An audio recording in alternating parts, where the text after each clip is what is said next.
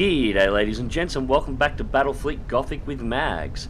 So, today we're going to be having a little bit of a look at my new baby Chaos fleet. I primary Chaos. I have pretty much one max level fleet that's already put aside. I'm not particularly happy with the way it's performing, so I've just started a new fleet from scratch around about the same time that the Orks were recently released, because I wanted to play with some of them at low levels, and I'm building the fleet slightly differently this time. So I'm going to show you how these guys play, where I showed you Imperials in the last video. I'm not going to go too much into gameplay mechanics with this particular video, as I did that in the last playthrough. So if you want to know more about the mechanics at their core, a bit more description on it, check out my last Battlefleet Gothic video. This one, I'm just going to go directly into the gameplay. However, I am going to show you some of the fleet setup this time, which I didn't show in the last video. So this is your fleet preparations page, where you organise all your ships. So as you can see, I've got 3 light cruisers up here, an option for a 4th cruiser and a 4th light cruiser, and a main cruiser up here. Now, I'm not doing much with the main cruisers at the moment. I'm focusing on trying to level my light cruisers up for a high-speed, basically carrier fleet. As you can see, this ship here is my more advanced one. I've got automated refueling systems, so that gets my deploying more fighters or more boarding craft more quickly. Auxiliary power relays, which increases the speed of my ship. I'm trying to keep my ship at range at all times. And as you can see, the basic skill is void transfer, which allows one ship to heal the shields of another ship within 5,000 units range. So I'm setting up a spider tank. The 3 ships will cover one another's shields as I play. It's a lot of micromanagement, but it can make a fleet of light cruisers extremely difficult to take down if they're played correctly. Now, the upgrades on your ships. You've got your basic ship stats, which you get here. Upgrades. These are the options you can fit to your ship, and they include things like auxiliary power relays, which increases the speed, the refueling module, damage to guns, armor-piercing ammunition. Basically means if you're within 3,000 units of an enemy ship, you ignore their armor value. Various things with the shield generators or the void shield generators, you can increase maneuverability, so on and forth, so on and forth. That's exactly what goes on in here. This is where the RPG element of the game comes in. Then you have skills. Skills are special abilities. As you can see, I have void transfer. There's a taunt you can get. Emergency capacitor allows you to recharge your own shields rapidly. There's stasis bombs, which teleports an item onto the battlefield that after a few seconds will detonate and slow time within its sphere. So you can, it's a crowd control for enemy ships, basically. Favors. These are blessings of the lords, or the gods of chaos. There is something like favors in each of the ships, in each of the races within the game. They're basically special abilities that you can activate on a ship.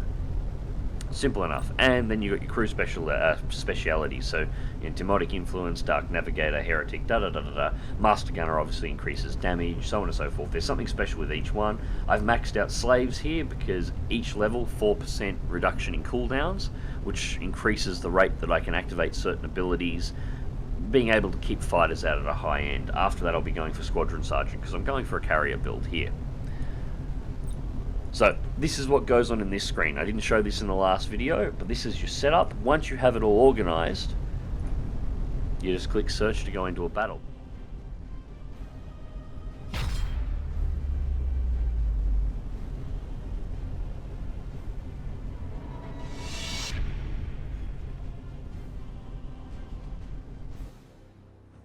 And here we go into the battle's deployment phase. I probably should have shown you the fleet deployment section there before, but I forgot to hit record.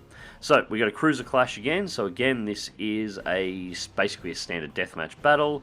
Number of ships to destroy, we have 4. They probably have a setup very similar to mine at this point, to be perfectly honest. Alright, so we have a gas cloud here. It's a bit obvious though. I'll deploy in it for starters.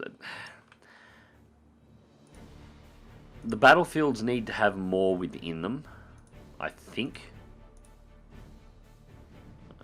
So that's yeah, I think there needs to be more within the battlefields themselves. Because as you can see, there's a gas cloud here, sitting on the border of the map.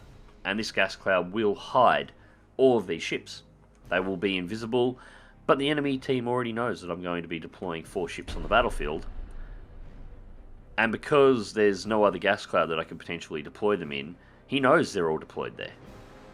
And from a tactical standpoint, because there is only 3 little gas clouds over here, and nothing else anywhere else on the map, I can't move these ships anywhere. I could activate silent running, which is what I'm going to do, but it's not going to surprise him any. Silent running will run out. Actually, no, I'm not going to activate silent running. We'll just sail out.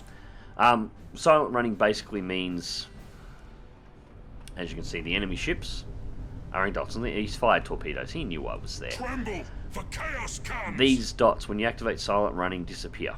So at the moment, he can see my 4 ships represented as 4 red dots as well. Moving to those coordinates. If I activate silent running, he won't be able to see those. But there's no point, because silent running will run out long before I actually close within range to hit his ship. So from a tactical standpoint, it's a worthless ability. It's only something you can really use is if there's a lot of gas clouds on the map. And I have managed to sneak fleets almost right to the enemy before... set this ship to forward fire here. This ship's equipped with a light prow lance, so I want it attacking with its forward gun. Your orders. We'll follow your command. A lot of torpedo boats. Yeah, anyways, I have managed on maps when there has been a lot on the map to sneak my fleet around and be all sneaky and tactical, but for the most part there's not really much you can do with the maps laid out currently as they are. It's not a complaint about the map size or anything, I just like to see more going on in the maps themselves. And he's firing all these torps early. Actually, I didn't check at the start. I'm wondering whether or not this is actually a... Just show us something to kill. He's actually going to get those ones. Tremble, for chaos comes. Except they don't really matter. Ready eternally. Wondering if this is an Ork fleet. I didn't actually check at the start of the battle. I should have. You can actually see what fleet the enemy team is deploying. Alright. For the ruinous powers. Fine. Let's identify all of them and see what the hell you've got. We have sighted an enemy ship. No, they're Imperials. We'll follow your command. Oh, that ship's about to have a really bad day. Destroy your engines for starters. Just show us something to kill. Oh, look at all those boarding parties. Now, the escort is going to die. I don't care that the escort is going to die. The escort was basically there to draw cannon fire. You are far enough away, you are least likely to take the hit, so you increase the shield charge, and let's sail back out to range. 5 seconds until the next deployment. We didn't destroy the engines, we'll get them on the next release. Now the whole idea with the Chaos fleet of this build is to stay at absolutely maximum range at all times. You want to stay outside of their long range guns range, you do not want to let them brawl, and you use your boarding ships, which are tiny little spacecraft, to breach the enemy ships and destroy their internal components. Oh. Adjusting rotation. Setting course. You're on cooldown. Ready 2. eternally. And we'll put that on cooldown as well by switching them back. And we open up the thrusters. Tries to teleport back within range. I've already opened the gap completely. 26, it's going to take too long for me to get... Reloading ordnance. Activate reload, activate reload, activate reload. These abilities will reduce my cooldowns, and I let the ship stop. That's a big mistake. Engines to maximum. Cruising speed set. Set engines to full Burn ahead. full. Destroy the engines. Come on, blow his engines. Because that's his actually, yeah, that's his cruiser. That's his Gothic cruiser. Engines hot. Shield regen. For the dark gods. Engines are destroyed. Alright, next we want to destroy the generator. Take out his Orders. shields permanently. And he's warping it out. Tear them apart. He knows he can't touch me. Even though he has a bigger class of ship than I do, Just he show cannot us catch something my to kill. ships to engage them, even using his micro jump drives. So he's just pulled his cruiser out and he's now bailing his entire fleet. Ready. He's surrendering the battle. Moving to those coordinates. Let the Those boarding galaxy parties burn. can make it in time. They might interrupt the jump. Maybe. Come on. Tremble. The Cancel chaos warp comes. failure. Damn it. Cancel warp success. Yes, got him. Slaughter them. Destroy his bridge. Command me. Alright, at this point, we switch all units over to bombers. Now we're directly attacking the hull. Destroys his guns this Your time. orders. Now he's got a 2-minute cooldown before he can activate that Command again. me. We just give you your shields back. Setting course. Yeah, this fleet is working far more efficiently than my other one does, keeping the speed up. Like, I went for a semi-carrier, mixed carrier gunship design on my previous fleet, and it wasn't working as much as I would have liked. This one, however, working Just show us much something better. to kill. Just do a boarding action as I go past there, Break them in mind and body. and the bombers are starting to deploy now, Engines hot. and these things do massive. Your orders.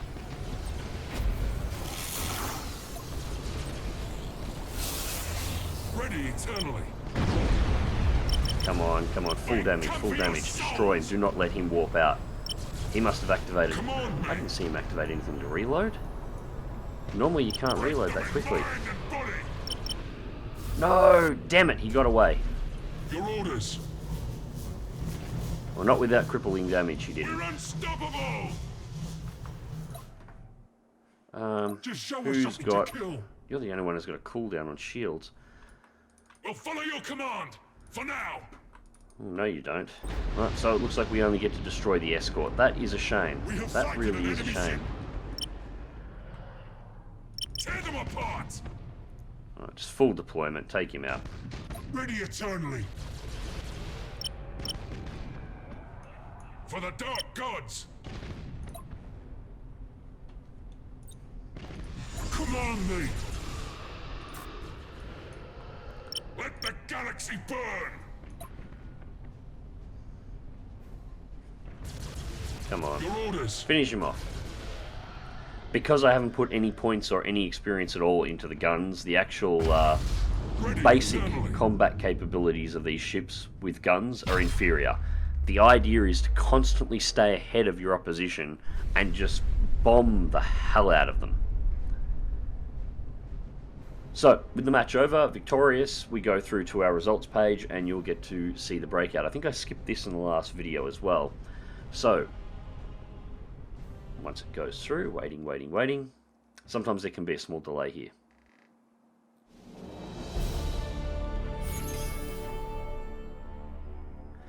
Okay, so I earned 110 renown overall, 185 into my level, so I'm still level 3.